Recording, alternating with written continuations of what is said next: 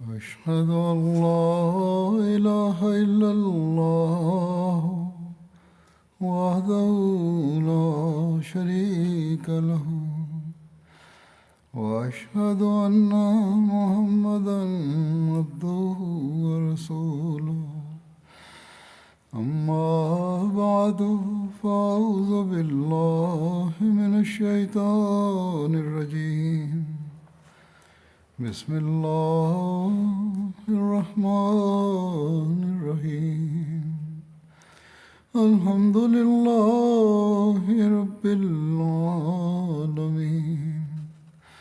الرحمن الرحيم مالك يوم الدين إياك نعبد وإياك نستعين اهدنا الصراط المستقيم صراط الذين أنعمت عليهم غير المغضوب عليهم ولا الضالين.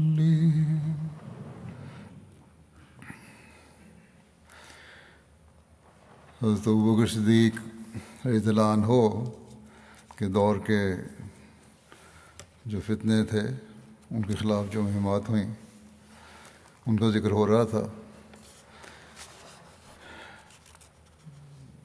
اس ضمن میں حضرت خالد بن ولید کی بطاح کے علاقے کی جانب مالک بن نویرہ کی طرف پیش قدمی کی تفصیل یوں بیان ہوئی ہے. بطاح بنو اسد کے علاقے میں ایک چشمے کا نام ہے. مالک بن نویرہ کا تعلق بنو تمیم کی ایک شاخ بنو جربوز سے تھا. اس نے 9 ہجری میں اپنی قوم کے ساتھ مدینہ آ کر اسلام قبول کیا. مالک بن نویرہ اپنی قوم کے سرداروں میں سے ایک تھا. عرب کے مشہور بہادر اور شاہ سواروں میں اس کا شمار ہوتا تھا. حضرت صلی اللہ علیہ وسلم نے اس کو اپنے قبیلے کی زکوٰۃ کے اموال وصول کرنے اور جمع کرنے کی ڈیوٹی سپرد کرتے ہوئے عامل زکوٰۃ کے عہدے پر مقرر کیا تھا.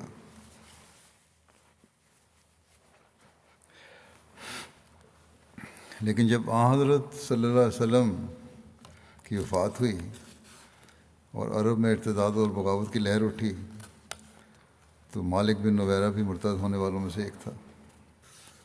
جب رسول اللہ صلی اللہ علیہ وسلم کی وفات کی خبر اس کو پہنچی تو اس نے خوشی اور مسرت کا جشن منایا. اس کے گھر کی عورتوں نے مہندی لگائی، ڈھول بجائے اور خوب فرحت و شادمانی کا اظہار کیا اور اپنے قبیلے کے ان مسلمانوں کو قتل کیا جو زکوٰۃ کی فرضیت کے قائل ہونے کے ساتھ ساتھ اسے مسلمانوں کے مرکز یعنی مدینہ میں بھجوانے کے بھی قائل تھے زکوٰۃ کی رقم کو. بس یہ بھی بات یاد رکھنے والی ہے کہ ہر ایک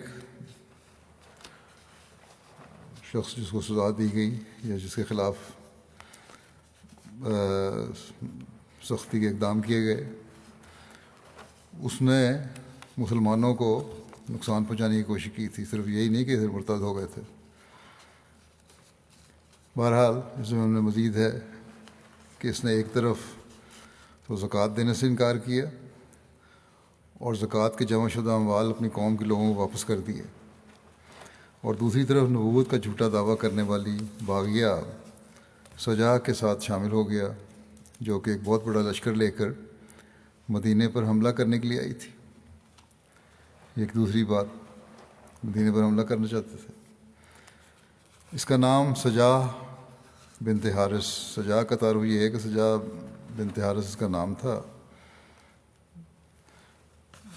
صادر کنیت تھی. عرب کی ایک کاہنہ تھی اور ان چند مدعیان نبوت اور باقی قبائلی سرداروں میں سے تھی جو عرب میں ارتداد سے تھوڑی مدت پہلے یا اس کے دوران نمودار ہوئے تھے. سجاہ قبیلہ بنو تمیم سے تعلق رکھتی تھی اور ماں کی جانب سے سلسلہ نسب قبیلہ بنو تغلب سے جا ملتا تھا جو اکثر مسیح تھے. سجا خود بھی مسیحی تھی اور اپنے مسیحی قبیلہ اور خاندان کی بنا پر مسیحیت کی اچھی خاصی عالم عورت تھی۔ یہ عراق سے مریدوں کے ساتھ آئی تھی اور مدینے پر حملے کا ارادہ رکھتی تھی۔ بعض مورخین کا کہنا ہے کہ سجا ایرانیوں کی سازش کے تحت عرب میں داخل ہوئی تھی تاکہ حالات کو بگڑ کر ایرانی حکومت کے زوال پذیر اقتدار کو تھوڑا سنبھالا دیا جا سکے۔ بہرحال سجا ان عوامل سے متاثر ہو کر جزیرہ عرب میں داخل ہوئی۔ یہ طبعی امر تھا کہ وہ سب سے پہلے اپنی قوم بنو تمیم میں پہنچی۔ ایک گروہ زکوٰۃ ادا کرنے اور خلیفہ رسول اللہ کی اطاعت کرنے پر آمادہ تھا، لیکن دوسرا فریق اس کی مخالفت کر رہا تھا، اس قبیلے کا۔ ایک تیسرا فریق بھی تھا جس کی سمجھ میں نہ آتا تھا کہ کیا کرے اور کیا نہ کرے۔ بہرحال اس اختلاف نے اتنی شدت اختیار کی کہ بنو تمیم نے آپس میں لڑنا اور جدال اور قتال شروع کر دیا۔ اسی اثناء میں ان قبائل نے سجا کے آنے کی خبر سنی اور انہیں یہ بھی معلوم ہوا کہ سجا مدینہ پہنچ کر ابو بکر کی فوجوں سے جنگ کرنے کا ارادہ رکھتی ہے۔ پھر تو اختلاف نے مزید وسعت اختیار کر لی۔ سجا اس ارادے سے بڑی چلی آ رہی تھی کہ وہ اپنے عظیم الشان لشکر کے ہمراہ اچانک بنو تمیم میں پہنچ جائے گی اور اپنی نبوت کا اعلان کر کے انہیں اپنے آپ پر ایمان لانے کی دعوت دے گی۔ سارا قبیلہ بالاتفاق اس کے ساتھ ہو جائے گا اور عیینہ کی طرح بنو تمیم بھی اس کے متعلق یہ کہنا شروع کر دیں گے کہ بنو یربو کی نبیہ قریش کے نبی سے بہتر ہے، کیونکہ محمد صلی اللہ علیہ وسلم وفات پا گئے ہیں اور سجا زندہ ہے۔ اس کے بعد وہ بنو تمیم کو ہمراہ لے کر مدینہ کی طرف کوچ کرے گی، یہ اس کا پلان تھا، اور ابو بکر کے لشکر کے مقابلے کے بعد فتح یاب ہو کر مدینہ پر قابض ہو جائے گی۔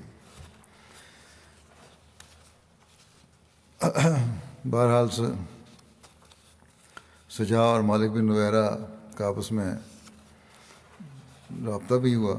سجا اپنے لشکر کے ہمراہ جب بنو یربو کی حدود پر پہنچ گئی تو وہاں ٹھہر گئی اور قبیلے کے سردار مالک بن نویرہ کو بلا کر مصالحت کرنے اور مدینہ پر حملہ کرنے کی غرض سے اپنے ساتھ چلنے کی دعوت دی۔ مالک نے صلح کی دعوت قبول کر لی، لیکن اس نے مدینہ پر چڑھائی کے ارادے سے باز رہنے کا مشورہ دیا اسے، اور کہا کہ مدینہ پہنچ کر ابو بکر کی فوجوں کا مقابلہ کرنے سے بہتر یہ ہے کہ اپنے قبیلے کے مخالف عنصر کا صفایا کر دیا جائے پہلے۔ سجا کو بھی یہ بات پسند آئی اور اس نے کہا کہ جو تمہاری مرضی ہے، میں تو بنو یربو کی ایک عورت ہوں، جو تم کہو گے وہی کروں گی۔ سجا نے مالک کے علاوہ بنو تمیم کے دوسرے سرداروں کو بھی مصالحت کی دعوت دی، لیکن وکی کے سوا کسی نے یہ دعوت قبول نہیں کی۔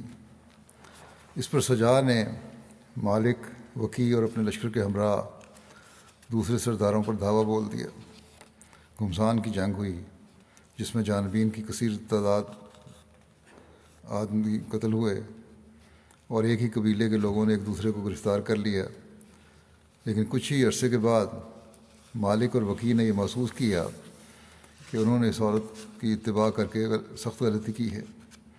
اس پر انہوں نے دوسرے سرداروں سے مصالحت کر لی اور ایک دوسرے کے قیدی واپس کر دیے۔ اس طرح قبیلہ تمیم میں امن قائم ہو گیا۔ اب یہاں سجا نے جب دیکھا کہ اس کی دال گلنی مشکل ہے، جو مقصد لے کے آئی تھی پورا نہیں ہو سکتا، تو اس نے بنو تمیم سے بویا بستر اٹھایا اور مدینے کی جانب کوچ کر دیا۔ نبا کی بستی میں پہنچ کر اوس بن خزیمہ سے اس کی مٹ بھیڑ ہوئی، جس میں سجا نے شکست کھائی اور اوس بن خزیمہ نے اس طرح پر اسے واپس جانے دیا کہ اس امر کا پختہ ارادہ کرے کہ وہ مدینے کی جانب پیش قدمی نہیں کرے گی۔ اس واقعے کے بعد اہل جزیرے کی فوج کے سردار ایک جگہ جمع ہوئے اور انہوں نے سجا سے کہا، اب آپ ہمیں کیا حکم دیتی ہیں؟ مالک اور وکیل نے اپنی قوم سے صلح کر لی ہے، نہ وہ ہمیں مدد دینے کے لیے تیار ہیں اور نہ اس بات پر رضامند کہ ہم ان کی سرزمین سے گزر سکیں۔ ان لوگوں سے بھی ہم نے یہ معاہدہ کیا ہے اور مدینہ جانے کے لیے ہماری راہ مسدود ہو گئی ہے، اب بتاؤ ہم کیا کریں؟ سجا نے جواب دیا کہ اگر مدینہ جانے کی راہ مسدود ہو گئی ہے تو بھی فکر کی کوئی بات نہیں، تم یمامہ چلو۔ انہوں نے کہا، اہل یمامہ شان و شوکت میں ہم سے بڑے ہوئے ہیں اور مسلمہ کی طاقت اور قوت بہت زیادہ ہو چکی ہے۔ ایک روایت یہ بھی ہے کہ جب اس کے لشکر کے سرداروں نے سجا سے آئندہ اقدام کے متعلق دریافت کیا تو اس نے جواب دیا کہ علیکم بالیمامہ ودفو دفیف الحمامہ فإنها غزوة سرامہ لا یلحقکم بعدها ملامہ، کہ یمامہ چلو، کبوتر کی طرح تیزی سے ان پر جھپٹو، وہاں ایک زبردست جنگ پیش آئے گی جس کے بعد تمہیں پھر کبھی ندامت نہ اٹھانی پڑے گی۔ یہ مسجع مقفع عبارت سننے کے بعد جسے اس کے لشکر والے وہی خیال کرتے تھے کہ نبی یہ وہی ہوئی ہے اس کو، انہوں نے اس کا حکم ماننے کے سوا ان کے لیے ان کا حکم ماننے کے سوا کوئی چارہ نہیں تھا، حکم ماننا اس کا۔ سجا جب اپنے لشکر کے ہمراہ یمامہ پہنچی تو مسلمہ کو بڑا فکر پیدا ہوا۔ اس نے سوچا کہ اگر وہ سجا کی فوجوں سے جنگ میں مشغول ہو گیا تو اس کی طاقت کمزور ہو جائے گی، اسلامی لشکر اس پر دھاوا بول دے گا اور ارد گرد کے قبائل بھی اس کی اطاعت کا دم بھرنے سے انکار کر دیں گے۔ یہ سوچ کر اس نے سجا سے مصالحت کرنے کی ٹھانی، پہلے اسے تحفے تحائف بھیجے، پھر کہلا بھیجا کہ وہ خود اس سے ملنا چاہتا ہے۔ اس نے مسلمہ کو باریابی کی اجازت دے دی۔ مسلمہ بنو حنیفہ کے 40 آدمیوں کے ہمراہ اس کے پاس آیا اور خلوت میں اس سے گفتگو کی، اور اس گفتگو میں مسلمہ نے کچھ مسجع مقفع عبارتیں سجا کو سنائیں جن سے وہ بہت متاثر ہوئی۔ سجا نے بھی جواب میں اسی قسم کی بعض عبارتیں سنائیں۔ سجا کو پوری طرح اپنے قبضہ میں لینے اور ہم نوا بنانے کے لیے مسلمہ نے یہ تجویز پیش کی کہ ہم دونوں اپنی نبوتوں کو یکجا کر لیں اور باہم رشتہ ازدواج میں منسلک ہو جائیں، شادی کر لیں۔ سجا نے یہ مشورہ قبول کر لیا اور مسلمہ کے ساتھ اس کے کیمپ میں چلی گئی۔ 3 روز تک وہاں رہنے کے بعد یہ اپنے لشکر میں واپس آئی اور ساتھیوں سے ذکر کیا کہ اس نے مسلمہ کو حق پر پایا ہے، اس لیے اس سے شادی کر لی ہے۔ لوگوں نے اس سے پوچھا کہ کچھ مہر بھی مقرر کیا؟ اس نے کہا، مہر تو مقرر نہیں کیا۔ انہوں نے مشورہ دیا کہ آپ واپس جائیں اور مہر مقرر کر کے آؤ، کیونکہ آپ جیسی شخصیت کے لیے مہر کے بغیر شادی کرنا زیبا نہیں۔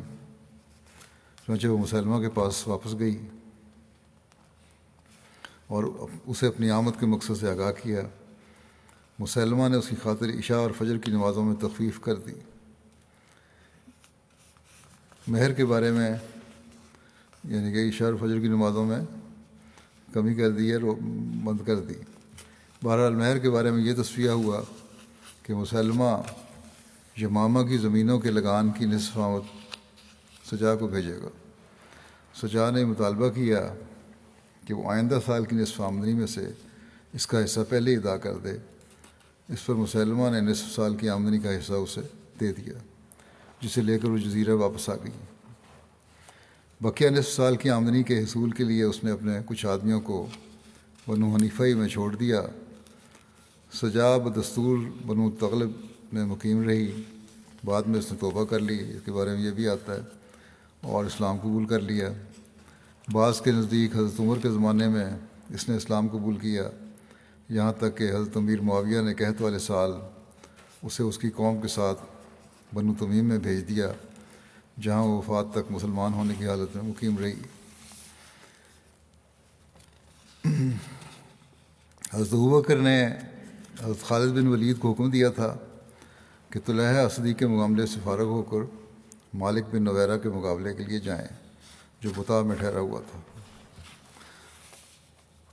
حضرت خالد جب بطا آئے تو انہوں نے وہاں کسی کو بھی نہیں پایا، البتہ انہوں نے دیکھا کہ مالک کو جب اسے اپنے معاملے میں تردد ہوا، اس نے اپنے تمام ساتھیوں کو ان کی جائیداد کی دیکھ بھال کے لیے بھیج دیا اور اکٹھا ہونے کی ممانعت کی ہے۔ اس نے خیال پیدا ہوا کہ مقابلہ مشکل ہے، پہلے اس عورت سے بھی علیحدگی ہو چکی تھی، شاید اس وجہ سے بھی۔ بہرحال خالد نے مختلف فوجی دستے ادھر ادھر روانہ کیے اور ان کو ہدایت کی کہ جہاں پہنچیں وہاں پہلے اسلام کی دعوت دیں، جو اس کا جواب نہ دے اسے گرفتار کر لائیں اور جو مقابلہ کرے اسے قتل کر دیں۔ انہی دستوں میں سے ایک دستہ مالک بن نویرہ کو، جس کے ساتھ بنو سالبہ بن یربوع کے چند آدمی عاصم، عبید، ارین اور جعفر تھے، گرفتار کر کے خالد کے پاس ان کو لایا گیا۔ اس دستے کے لوگوں میں، جن میں حضرت ابو قتادہ بھی تھے، ان کا اختلاف ہو گیا۔ یہاں ایک روایت ہے عروہ کے باب سے کہ اس موقع پر مہم کے بعد لوگوں نے تو شہادتیں دیں کہ جب ہم نے اذان دی، اقامت کہی اور نماز پڑھی تو ان لوگوں نے بھی ایسا ہی کیا، مگر دوسروں نے کہا کہ نہیں، ایسا کچھ نہیں ہوا۔ حضرت ابو قتادہ نے اس بات کی شہادت دی کہ انہوں نے اذان دی، اقامت کہی اور نماز پڑھی۔ اس اختلاف شہادت کی وجہ سے حضرت خالد نے ان لوگوں کو قید کر دیا۔ مالک بن نویرہ کے قتل کے متعلق دو طرح کی روایتیں ملتی ہیں۔ یہ روایت ہے کہ مالک بن نویرہ کو قتل کیا گیا تھا۔ ایک روایت میں ہے کہ اس رات اس قدر شدید سردی تھی کہ کوئی چیز اس کی تاب نہ نہیں لاتی تھی۔ جب سردی اور بڑھنے لگی تو حضرت خالد نے منادی کو حکم دیا۔ اس نے بلند آواز سے کہا کہ ادفعوا اسراکم، کہ اپنے قیدیوں کو گرم کرو، یعنی ان کو سردی سے بچانے کا انتظام کرو۔ لیکن بنو کنانہ کے محاورے میں، یہاں محاورہ مختلف تھا، اس لفظ کے معنی یہ تھے کہ قتل کرو۔ سپاہیوں نے اس لفظ کا مفہوم مقامی محاورے کے اعتبار سے سمجھ لیا کہ ان قیدیوں کے قتل کا حکم دیا گیا ہے، جس پر انہوں نے ان سب کو قتل کر ڈالا۔ حضرت زرار بن ازور نے مالک کو قتل کیا، اور ایک دوسری روایت میں ہے کہ عبد بن ازور اسدی نے مالک کو قتل کیا تھا، مگر گلبی کہتے ہیں زرار بن ازور نے ان کو قتل کیا تھا۔ خالد کو جب شور و غل سنائی دیا، حضرت خالد بن ولید کو، وہ اپنے خیمے سے باہر آئے، مگر اس وقت سپاہی ان سب قیدیوں کا کام تمام کر چکے تھے، اب کیا ہو سکتا تھا۔ انہوں نے کہا اللہ جس کام کو کرنا چاہتا ہے وہ تو بہرحال ہو کر رہتا ہے۔ دوسری روایت یہ بھی ہے کہ حضرت خالد نے مالک بن نویرہ کو اپنے پاس بلایا، سجا کا ساتھ دینے اور زکوٰۃ روکنے کے سلسلے میں اس کو تنبیہ فرمائی اور اس سے کہا کہ کیا تم نہیں جانتے کہ زکوٰۃ نماز کی ساتھی ہے، یعنی دونوں ایک جیسے ہی حکم ہیں، اور تم نے زکوٰۃ کو دینے سے انکار کر دیا تھا۔ مالک نے کہا تمہارے صاحب کا یہی خیال تھا، یعنی بجائے اس کے کہتا کہ رسول اللہ صلی اللہ علیہ وسلم کا یہ خیال تھا، رسول کے بجائے صاحب یا ساتھی کہہ کر پکارا۔ حضرت خالد نے فرمایا کیا وہ ہمارے صاحب ہیں، تمہارے صاحب نہیں؟ پھر حکم دیا اے زرار اس کی گردن اڑا دو، پھر اس کی گردن اڑا دی گئی۔ یہ ایک روایت یہ ہے اس کے مرنے کی۔ تواریخ کی روایت کے مطابق اس سلسلے میں ابو قتادہ نے خالد سے گفتگو کی اور دونوں کے درمیان بحث ہوئی، اور ابو قتادہ حضرت خالد سے اختلاف کرتے ہوئے لشکر کو چھوڑ کر حضرت ابوبکر کے پاس چلے آئے اور حضرت ابوبکر سے شکایت کی کہ خالد نے مالک بن نویرہ کو قتل کروایا ہے جبکہ وہ مسلمان تھا، اور پھر اس کی بیوی سے شادی کر لی ہے، اور نہ ہی عرب کے لوگ دوران جنگ اس طرح کی شادی کو اچھی بات سمجھتے تھے۔ حضرت عمر نے بھی قتادہ کے موقف کی پرزور حمایت کی۔ حضرت ابو قتادہ سے اس بات پر سخت برہم ہوئے کہ وہ امیر لشکر حضرت خالد کی اجازت کے بغیر لشکر کو چھوڑ کر مدینہ آئے ہیں، اور حکم دیا ان کو کہ وہ حضرت خالد کے پاس واپس جائیں۔ چنانچہ ابو قتادہ حضرت خالد کے پاس واپس چلے گئے۔ تاریخ طبری میں اس کی مزید تفصیل یوں مذکور ہے کہ حضرت عمر نے حضرت ابوبکر کی خدمت میں عرض کیا کہ خالد ایک مسلمان کے خون کا ذمہ دار ہے، اور اگر یہ بات ثابت نہ ہو سکے تو اس قدر تو ثابت ہے جس سے کہ ان کو قید کر دیا جائے۔ اس معاملے میں کہ قتل دوبارہ ہوا ہے، اس معاملے میں حضرت عمر نے بہت اصرار کیا، چونکہ حضرت ابوبکر اپنے مال اور فوجی افسران کو کبھی قید نہیں کرتے تھے، اس لیے انہوں نے فرمایا اے عمر اس معاملے میں خاموشی اختیار کرو۔ خالد بن ولید سے اجتہادی غلطی ہوئی ہے، تم ان کے بارے میں ہرگز کچھ مت کہو۔ اور حضرت ابوبکر نے مالک کا خون بہا ادا کر دیا۔ حضرت ابوبکر نے خالد کو خط لکھ کر آنے کا کہا، وہ آئے اور انہوں نے اس واقعے کی پوری تفصیل بیان کی اور معذرت چاہی۔ حضرت ابوبکر نے ان کی معذرت قبول کی۔ ایک روایت میں حضرت خالد کے مدینہ حاضر ہونے کے واقعے یوں بیان ہوا ہے کہ خالد اس مہم سے پلٹ کر مدینہ آئے اور مسجد نبوی میں داخل ہوئے۔ جب مسجد میں آئے تو حضرت عمر نے ان سے کہا، تم نے ایک مسلمان کو قتل کر دیا اور پھر اس کی بیوی پر قبضہ کر لیا، بخدا میں تم کو سنسار کروں گا۔ خالد نے اس وقت ایک لفظ بھی زبان سے نہیں نکالا، کیونکہ وہ سمجھتے تھے کہ حضرت ابوبکر کا بھی یہی خیال ہے۔ وہ حضرت ابوبکر کے پاس چلے گئے، سارا واقعہ سنایا، معذرت چاہی۔ اس پر حضرت ابوبکر نے ان کی معذرت قبول فرمائی۔ ان کی خوشنودی حاصل کر کے حضرت ابوبکر کی وہ اٹھائے۔ حضرت عمر مسجد میں بیٹھے تھے۔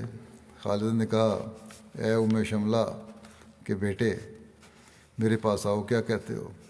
حضرت عمر سمجھ گئے کہ حضرت ابوبکر ان سے راضی ہو گئے ہیں جو اس طرح وہ بات کر کے جا رہے ہیں حضرت خالد۔ حضرت عمر خاموشی سے اٹھ کر اپنے گھر چلے گئے اور خالد سے کوئی بات نہیں کی۔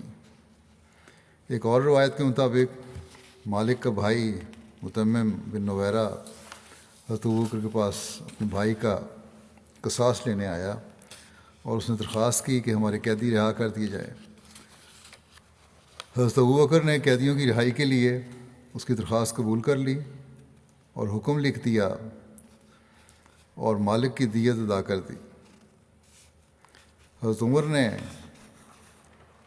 حضرت خالد کے متعلق ابوبکر سے ایک سخت اصرار کیا کہ ان کو برطرف کر دیا جائے اور کہا کہ ان کی تلوار میں بے گناہ مسلمان کا خون ہے، مگر حضرت ابوبکر نے کہا، عمر یہ نہیں ہو سکتا، میں اس تلوار کو جسے اللہ نے کفار کے لیے نیام سے نکالا ہے پھر نیام میں نہیں رکھوں گا۔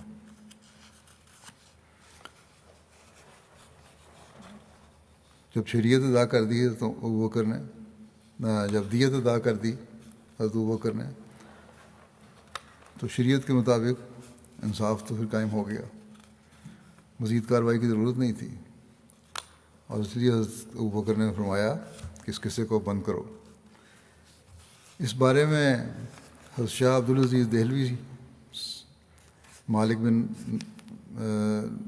نویرہ کا جو قصہ ہے، اس کے قتل کا بابت جو الزام ہے، اس کا جواب دیتے ہوئے اپنے لکھتے ہیں کہ تحفہ اثناء عشریہ میں ان کی کتاب، اس میں لکھتے ہیں کہ دراصل جو واقعہ پیش آیا اس کی تعبیر ان لوگوں نے صحیح بیان نہیں کی، اور جب تک صحیح حالات نہ معلوم ہوں اس وقت تک اعتراض کی بے وقوتی ظاہر ہوئے۔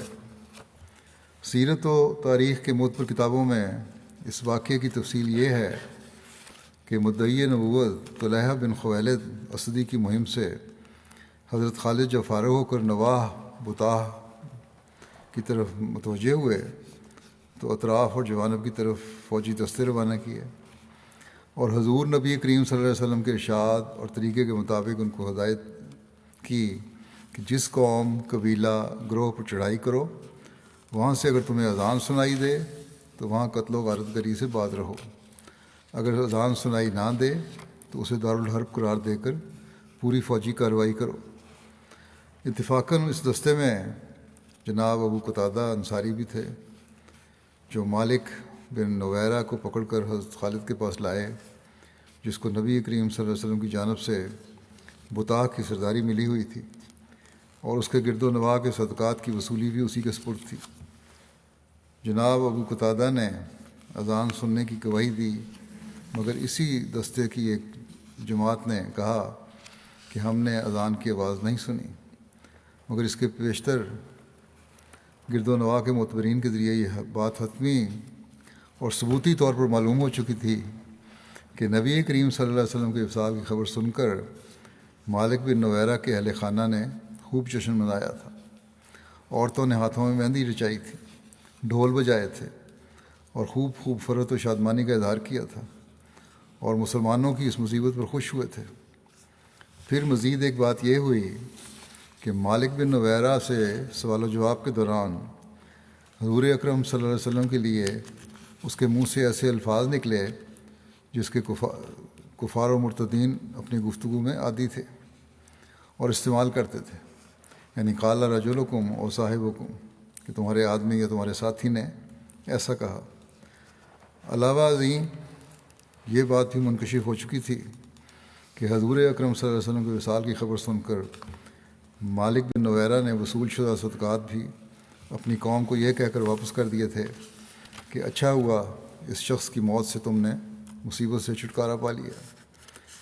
ان حالات اور اپنے سامنے اس کی گفتگو کے انداز سے حضرت خالد کو اس کے ارتداد کا یقین ہو گیا اور آپ نے اس کے قتل کا حکم دے دیا۔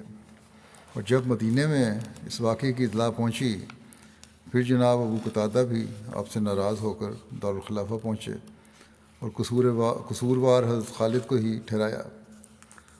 تو ابتداً حضرت عمر فاروق کا یہی خیال تھا کہ خون ناحق ہوا ہے اور قصاص واجب ہے، مگر حضرت ابوبکر نے حضرت خالد کو طلب فرما کر تفتیش حال کی، ان سے پورا واقعہ پوچھا اور حالات و واقعات کا سارا راز آپ پر منکشف ہوا تو آپ نے ان کو بے قصور قرار دے کر ان سے کچھ تعرض نہ کیا اور ان کو اسی صاحب کا عہدے پر بحال رکھا۔ مالک بن نویرہ کے قتل کے متعلق ایک اور مصنف لکھتے ہیں کہ مالک بن نویرہ کے سلسلے کی روایات میں بہت زیادہ اختلاف ہے۔ ان کے بارے میں جو روایات ہیں ان میں بہت اختلاف ہے کہ آیا وہ مظلوم قتل ہوا یا یہ کہ وہ قتل کا مستحق تھا۔ مالک بن نویرہ کو جس چیز نے ہلاک کیا وہ اس کا کبر اور غرور اور تردد تھا۔ جاہلیت اس کے اندر باقی رہی، ورنہ رسول اللہ صلی اللہ علیہ وسلم کے بعد خلیفہ رسول کی اطاعت اور بیت المال کے حق کے زکوٰۃ کی ادائیگی میں ٹال مٹول نہ کرتا۔ لکھتے ہیں کہ میرے تصور کے مطابق یہ شخص سرداری اور قیادت کا شوقین تھا اور ساتھ ہی ساتھ بنو تمیم کے سرداروں میں سے اپنے ان بعض اقارب سے اس کو خلش تھی جنہوں نے اسلامی خلافت کی اطاعت قبول کر لی تھی اور حکومت کے سلسلہ میں اپنے واجبات کو ادا کر دیا تھا۔ جو لوگ خلافت کی اطاعت میں آ گئے تھے اور زکوٰۃ وغیرہ ادا کر رہے تھے، ان سے اس کو خلش تھی۔ اس کے اقوال و افعال دونوں ہی اس تصور کی تائید کرتے ہیں۔ اس کا مرتد ہونا اور سجا کا ساتھ دینا، زکوٰۃ کے اونٹوں کو اپنے لوگوں میں تقسیم کر دینا، زکوٰۃ کو ابوبکر کو دینے سے روکنا، تمرد و عصیان کے سلسلے میں اپنے قرابت دار مسلمانوں کی نصیحتوں کو نہ سننا، یہ سب اس پر فرد جرم ثابت کرتے ہیں، اور اس سے واضح ہوتا ہے کہ شخص اسلام کی بنسبت کفر سے زیادہ قریب تھا۔ ایک طرف مسلمان کہلانا چاہتا تھا اور دوسری طرف کفر کے قریب تھا۔ اور اگر مالک بن نویرہ کے خلاف کوئی حجت و دلیل نہ ہو تو اس کا صرف زکوٰۃ روک لینا ہی اس پر فرد جرم عائد کرنے کے لیے کافی ہے۔ متقدمین کے یہاں یہ ایک ثابت شدہ حقیقت ہے کہ اس نے زکوٰۃ کی ادائیگی سے انکار کیا تھا۔ ابن عبدالسلام کی کتاب طبقات فخول شعراء میں ہے، یہ متفق علیہ بات ہے کہ خالد نے مالک سے گفتگو کی اور اس کو اس کے موقف سے پھیرنے کی کوشش کی، لیکن مالک نے نماز کو تسلیم کیا، اس نے کہا نماز تو پڑھ لوں گا، اور زکوٰۃ سے اعراض کیا۔ اور شرح مسلم میں امام نووی مرتدین کے سلسلے میں فرماتے ہیں کہ انہی کے ضمن میں وہ حضرات بھی تھے جو زکوٰۃ کو تسلیم کرتے تھے اور اس کی ادائیگی سے رکے نہیں تھے، لیکن ان کے سرداروں نے انہیں اس سے روک دیا تھا۔ بعض لوگ چاہتے تھے کہ زکوٰۃ ادا کریں نمازوں کے ساتھ، زکوٰۃ بھی فرض ہے جن پر، لیکن سرداروں نے اسے روک دیا اور ان کے ہاتھ پکڑ رکھے تھے، جیسا کہ بنو یربو۔ انہوں نے اپنی زکوٰۃ اکٹھی کی اور اس کو ابوبکر کے پاس بھیجنا چاہتے تھے، لیکن مالک بن نویرہ نے انہیں روک دیا اور ان کی زکوٰۃ کو لوگوں میں تقسیم کر دیا۔ حضرت ابوبکر نے مالک بن نویرہ کے معاملے میں پوری تحقیق کی اور اس نتیجے پر پہنچے کہ خالد بن ولید مالک بن نویرہ کے قتل کے اتہام میں بری ہیں۔ ابوبکر اس سلسلے میں حقائق کے امور سے دوسروں کی بنسبت زیادہ واقف تھے اور گہری نگاہ رکھتے تھے، کیونکہ آپ خلیفہ تھے اور تمام خبریں آپ کو پہنچتی تھیں اور آپ کا ایمان بھی سب پر بھاری تھا۔ خالد کے ساتھ تعامل میں آپ رسول اللہ صلی اللہ علیہ وسلم کی سنت کی پیروی کر رہے تھے، کیونکہ رسول اللہ صلی اللہ علیہ وسلم نے خالد کو جو ذمہ داری سونپی کبھی معزول نہیں کیا، اور اگرچہ ان سے بعض ایسی چیزیں صادر ہوئیں جن سے آپ مطمئنہ تھے، آپ ان کے عذر کو قبول فرماتے اور لوگوں سے فرماتے، یعنی آن وسلم خالد کے عذر کو قبول فرماتے، لوگوں سے فرماتے خالد کو تکلیف مت پہنچاؤ، وہ اللہ کی تلواروں میں سے ایک تلوار ہے جسے اللہ تعالیٰ نے کفار پر مسلط کر دیا تھا۔ پھر ایک اور اعتراض اسی ضمن میں آگے یہ بھی آتا ہے کہ حضرت خالد نے تمیم بنت منہال سے شادی کی تھی۔ حضرت خالد بن ولید کے متعلق اعتراض یہ کیا جاتا ہے کہ آپ نے دوران جنگ لیلہ بنت منہال سے شادی کی اور عدت گزرنے کا بھی انتظار نہیں کیا۔ اس شادی کے متعلق تاریخ طبری میں ان الفاظ میں ذکر ہے کہ حضرت خالد نے تمیم منہال کی بیٹی سے نکاح کیا تھا اور زمانہ طہر کو ختم کرنے کے لیے چھوڑ دیا تھا، کیونکہ عرب جنگ کے دوران عورتوں سے تعلقات کو برا سمجھتے تھے اور جو ایسا کرتا اسے طعنہ دیتے تھے۔ علامہ ابن کثیر لکھتے ہیں کہ جب وہ یعنی لیلہ بنت منہال حلال ہو گئی تو حضرت خالد نے اس سے شادی کی۔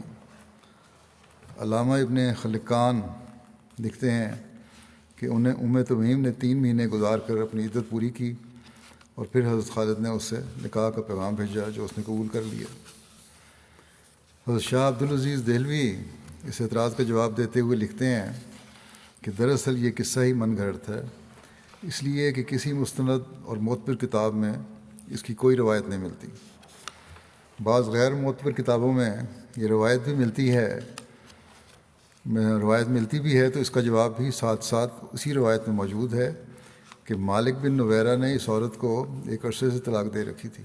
کہا جاتا ہے مالک بن نویرہ کی بیوی تھی اور اس نے اس کو قتل کر کے حضرت خالد بن ولید سے شادی فوراً کر لی، اور اصل میں قتل اس لیے کیا تھا کہ شادی کرنا چاہتے تھے۔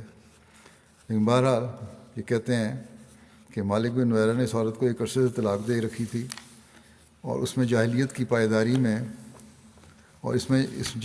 پائیداری میں اسے یوں ہی گھر میں ڈال رکھا تھا۔ اسی رسم جاہلیت کے توڑنے پر قرآن مجید کی آیت نازل ہوئی تھی، وَإِذَا طَلَّقْتُمُ النِّسَاءَ فَبَلَغْنَ أَجَلَهُنَّ فَلَا تَعْضُلُوهُنَّ۔ جب تم عورتوں کو طلاق دے دو اور ان کی عدت پوری ہو جائے تو انہیں روکے نہ رکھو، لہذا اس عورت کی عدت تو کافی پوری ہو چکی تھی اور نکاح حلال ہو چکا تھا، کیونکہ اس نے طلاق دے کر صرف اپنے گھر میں رکھا ہوا تھا۔ حضرت خالد کی شادی کے متعلق ایک اور مصنف لکھتے ہیں کہ تمیم کا نام لیلہ بنت سنان منہال تھا، یہ مالک بن نویرہ کی بیوی تھی۔ حضرت خالد اس سے شادی سے متعلق بڑا جدال واقع ہوا ہے، بڑی لڑائی جھگڑے ہوتے رہے، بڑی بحثیں چلیں۔ اس کا خلاصہ یہ ہے کہ کچھ لوگوں نے خالد پر اتہام باندھا کہ وہ تمیم کے حسن و جمال پر رفتہ تھے اور اس سے عشق رکھتے تھے، اس لیے صبر نہ کر سکے اور قید میں آتے ہی اس سے شادی کر لی۔ اس کا مطلب یہ ہوا کہ نعوذ باللہ یہ شادی نہیں بلکہ زنا تھا، لیکن یہ قول من گھڑت اور صریح جھوٹ ہے، اس کا کوئی اعتبار نہیں، کیونکہ قدیم مراجع مصادر میں اس کی طرف اشارہ تک نہیں ملتا، کوئی ثبوت نہیں جو ثابت ہو رہا، جو بھی روایتیں ہیں یا سورسز ہیں۔ علامہ ماوردی فرماتے ہیں کہ خالد نے مالک بن نویرہ کو اس لیے قتل کیا تھا کہ اس نے زکوٰۃ روک لی تھی، جس کی وجہ سے اس کا خون حلال ہو گیا تھا، اور اس کی وجہ سے تمیم سے اس کا نکاح فاسد ہو گیا تھا۔ اور مرتدین کی عورتوں کے سلسلے میں شرعی حکم یہ ہے کہ جب وہ دارالحرب سے جا ملیں تو ان کو قید کیا جائے، قتل نہ کیا جائے، جیسا کہ امام سرخسی نے اس کی طرف اشارہ کیا۔ جب تمیم قیدی بن کر آئی تو خالد نے اس کو اپنے لیے منتخب کر لیا، اور جب وہ حلال ہو گئی تب اس نے اس سے ازدواجی تعلقات قائم کیے۔ اور شیخ احمد شاکر اس مسئلے پر تعلیق چڑھاتے ہوئے کہتے ہیں، مزید وضاحت کرتے ہوئے فرماتے ہیں کہ خالد نے تمیم اور اس کے بیٹے کو مل کے یمین کے طور پر لیا تھا، کیونکہ وہ جنگی قیدی تھی، اور اس طرح کی خواتین کے لیے کوئی عدت نہیں۔ اگر وہ حاملہ ہو تو وضع حمل تک اس کے مالک کا اس کے قریب ہونا حرام ہے، اور اگر حاملہ نہیں ہے تو صرف ایک مرتبہ حیض آنے سے دور رہے گا۔ یہ مشروع اور جائز ہے، اس پر طعن و تشنیع کی گنجائش نہیں۔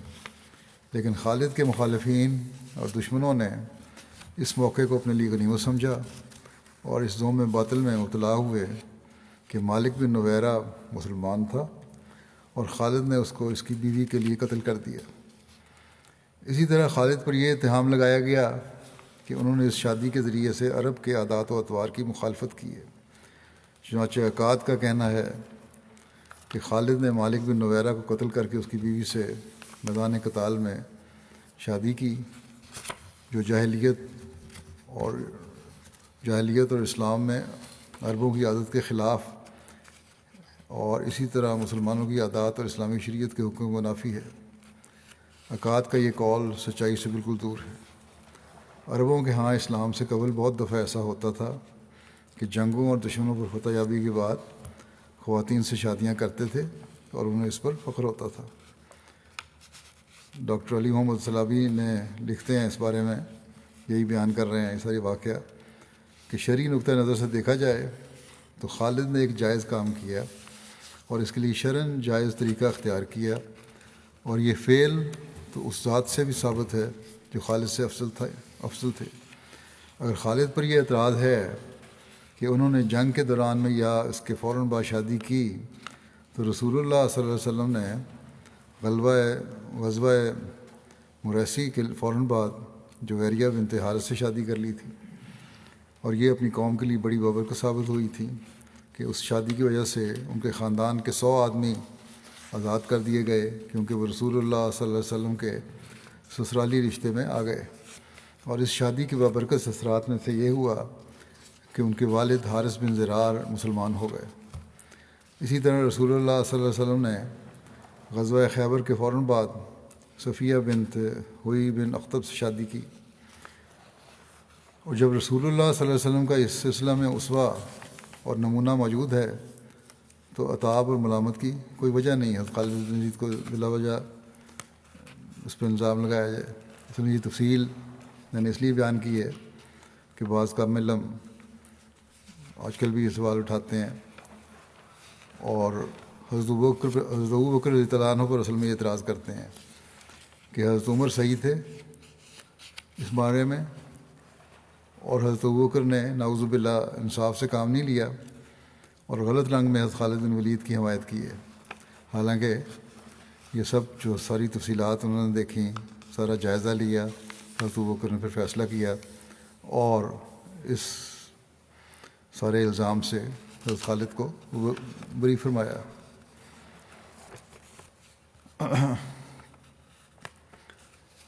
حضرت خالد کی یمامہ کی طرف روانگی کے بارے میں آتا ہے کہ حضرت ابوبکر نے حضرت خالد بن ولید کو یہ حکم دے رکھا تھا کہ وہ قبیلہ اسد، غطفان اور مالک بن نویرہ وغیرہ سے فارغ ہو کر یمامہ کا رخ کریں، اور اس کی بڑی تاکید کر رکھی تھی۔ شریک بن عبدہ فزاری بیان کرتے ہیں، میں ان لوگوں میں سے تھا جو معرکہ بزاخہ میں شریک تھے۔ حضرت ابوبکر کی خدمت میں حاضر ہوا، آپ نے مجھے خالد کی طرف روانہ کیا۔ میرے ساتھ حضرت خالد کے نام ایک خط تھا جس میں لکھا تھا کہ اما بعد تمہارے پیغام رساں کے ذریعے سے تمہارا خط ملا، جس میں مارکہ بزاخہ میں اللہ کی فتح و نصرت کا تم نے ذکر کیا ہے، اور اسد و غطفان کے ساتھ جو معاملہ تم نے کیا ہے وہ مذکور ہے، اور تم نے تحریر کیا ہے کہ میں یمامہ کی طرف رخ کر رہا ہوں۔ تمہیں میری وصیت ہے کہ اللہ وحدہ لا شریک سے تقوی اختیار کرو، اور تمہارے ساتھ جو مسلمان ہیں ان کے ساتھ نرمی برتو، ان کے ساتھ باپ کی طرح پیش آؤ۔ اے خالد خبردار، بنی مغیرہ کی نخوت و غرور سے بچنا، میں نے تمہارے متعلق ان کی بات نہیں مانی ہے جن کی بات میں کبھی نہیں ٹالتا، لہذا تم جب بنو حنیفہ سے مقابلہ میں اترو تو ہوشیار رہنا۔ یاد رکھو بنو حنیفہ کی طرح اب تک کسی سے تمہارا مقابلہ نہیں پڑا، وہ سب کے سب تمہارے خلاف ہیں، اور ان کا ملک بڑا وسیع ہے، لہذا جب وہاں پہنچو تو بذات خود فوج کی کمان سنبھالو، میمنہ پر ایک شخص کو اور میسرہ پر ایک شخص کو اور شاہ سواروں پر ایک کو مقرر کرو۔ اکابرین صحابہ اور مہاجرین و انصار میں سے جو تمہارے ساتھ ہیں ان سے برابر مشورہ لیتے رہو، اور ان کے فضل و مقام کو پہچانو۔ پوری تیاری کے ساتھ میدان جنگ میں جب دشمن صف بستہ ہوں تو ان پر ٹوٹ پڑو، تیر کے مقابلے میں تیر، نیزے کے مقابلے میں نیزہ، تلوار کے مقابلے میں تلوار، ان کے قیدیوں کو تلواروں پر اٹھا لو، قتل کے ذریعے ان میں خوف و ہراس پیدا کرو، ان کو آگ میں جھونکو، خبردار میری حکم عدولی نہ کرنا۔ والسلام علیکم۔ یہ خط جو خالد کو ملا تو آپ نے اس کو پڑھا اور کہا ہم نے سن لیا اور ہم اس کی مکمل فرمانبرداری کریں گے۔ خالد نے مسلمانوں کو اپنے ساتھ تیار کیا اور بنو حنیفہ یعنی مسلمہ یا جن کی سربراہی مسلمہ کذاب کر رہا تھا ان سے قتال کے لیے روانہ ہو گئے۔ انصار پر ثابت بن قیس بن شماس امیر مقرر تھے۔ مرتدین میں سے جس سے راستہ میں واسطہ پڑتا اس کو عبرتناک سزا دیتے۔ ادھر حضرت ابوبکر نے پیچھے سے خالد کی حفاظت کے لیے ایک بہت بڑی فوج بہترین اسلحے سے لیس روانہ کی تاکہ لشکر خالد پر کوئی پیچھے سے حملہ آور نہ ہو سکے۔ خالد کا گزر یمامہ کے راستے میں بہت سے بدو قبائل سے ہوا جو مرتد ہو چکے تھے، ان سے جنگ کر کے انہیں اسلام کی طرف واپس لائے۔ راستہ میں سجا کی بچی کچی فوج ملی، ان کی خبر لی، انہیں قتل کیا اور عبرتناک سزائیں دیں، پھر یمامہ پر حملہ آور ہوئے۔ جنگ یمامہ کی تفصیل جو ہے انشاءاللہ اس کی آئندہ بیان ہوگی۔